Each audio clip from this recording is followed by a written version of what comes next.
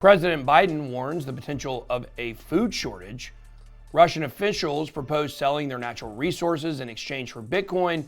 And the Apple Wallet app is now accepting Arizona driver's licenses. My name is Ben. This is your nightly crypto news wrap up. Let's get it. With regard to food shortage, yes, we did talk about food shortages. And it's going to be real. The price of these sanctions is not just imposed upon Russia.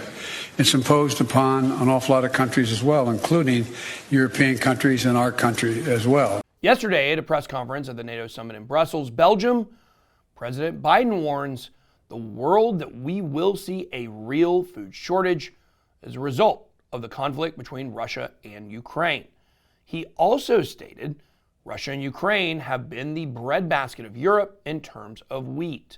Unfortunately, the perpetual supply of those bread baskets has practically come to a halt since the war begun.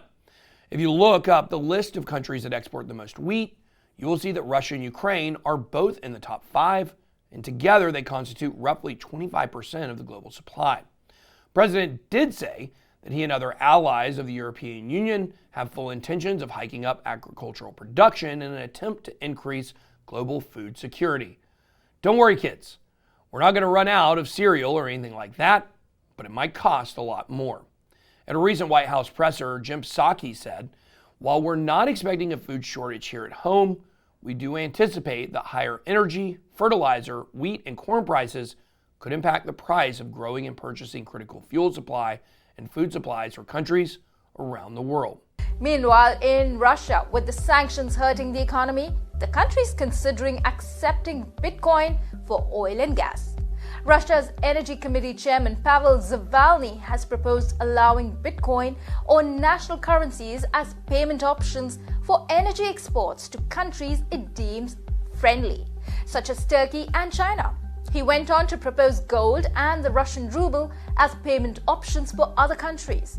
That follows President Vladimir Putin's recent demand for unfriendly countries to use rubles for such transactions, which the European Union rejected.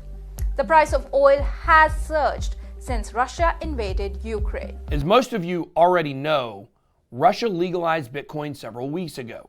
In January, just this year, Russia was actually proposing to ban the use and mining of crypto.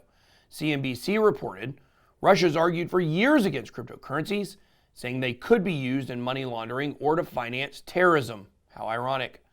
Putin had the foresight to see the sanctions coming, and it turns out he's bullish after all.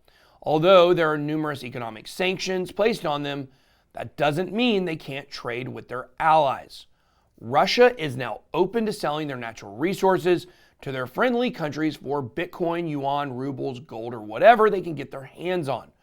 Russia is still a large energy supplier throughout the world, supplying countries such as China, Turkey, and Germany, who rejected the request to ban Russian energy.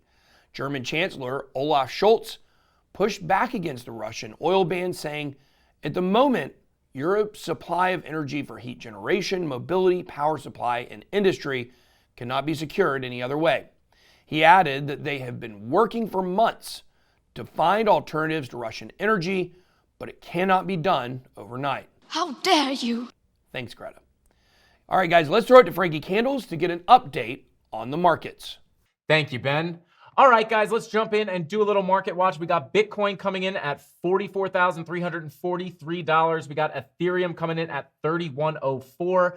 Bitcoin up almost 1% for the day, and Ethereum just down for the day. Let's go ahead and check our top movers. Guys, Thorchain will not stop. This thing has no breaks, up 17% on the day. And I did just do a little analysis on my live stream. Thorchain looks like it's got a little more juice in it. This thing just wants to go.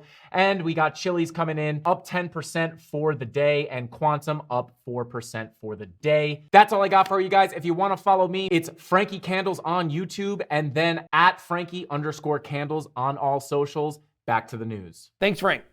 In other news, the age of digital identification quickly is approaching the groundwork for NFTs being laid. Apple announced on Wednesday that if you live in Arizona, you can upload your driver's license to your Apple Wallet. Once this is up and running, Fox Business reports The feature will be made available to residents in Connecticut, Iowa, Kentucky, Maryland, Oklahoma, Utah, Colorado, Hawaii, Mississippi, Ohio, and Puerto Rico. Vice President of Apple Wallet, Jennifer Bailey, stated, "The addition of driver's licenses and state IDs to Apple Wallet is an important step in our vision of replacing the physical wallet with a secure and easy-to-use mobile wallet. This is actually a terrible implementation of digital IDs because of its centralization. Anyone remember the iCloud hack from 2014? Now Apple is going to be a honeypot for one of the main ways folks verify 2FA, so I'm sure that won't be targeted or anything. They'll most likely embrace blockchain after iCloud is compromised, and I'm sure Charles Hoskinson will take them in with open arms." That's all I got. Be blessed. Good boy out.